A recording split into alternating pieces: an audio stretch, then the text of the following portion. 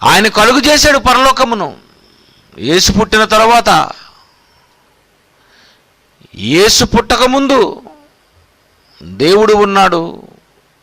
ఆయన మనల్ని కావాలని కోరుకున్న తర్వాత పాపము చేయని యేసును ముందుగా పుట్టించుకున్నాడు. ఎందుకంటే ఆయనతో ఒక ప్రణాళిక ఉంది. యేసుక్రీస్తు ద్వారా నాకు కుమారులనుగా నేను స్వీకరించాలని దేవుడు జగత్తు పునాది వేయబడక మునుపే నిర్ణయించుకొని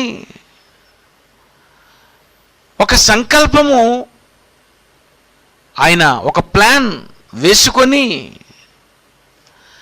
ఆ ప్లాన్ ప్రకారంగా ఏం చేయాలనుకున్నాడో ఎఫెసీ పత్రిక 1వ అధ్యాయం 10వ వచనం చూస్తే మనకు అర్థమవుతుంది.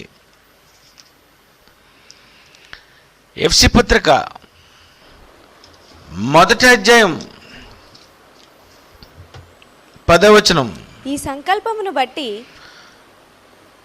6వ వచనంలో తన చిత్త ప్రకారమైన దయా సంకల్పము చొప్పున, అది అక్కడ తర్వాత 10వ వచనం చదవాల.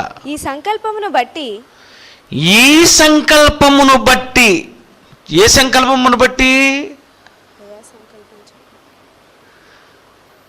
యేసుక్రీస్తు ద్వారా నాకు పిల్లలు కావాలని దేవుడు అనుకున్నాడు. చూశారు? ఆ సంకల్పమును బట్టి ఆయన పరలోకములో ఉన్నవే గాని, చూడండి, భూమి మీద ఉన్నవే గాని సమస్తమును క్రీస్తునందు ఏకముగా సమకూర్చవలనని తనలో తాను నిర్ణయించుకొనెను.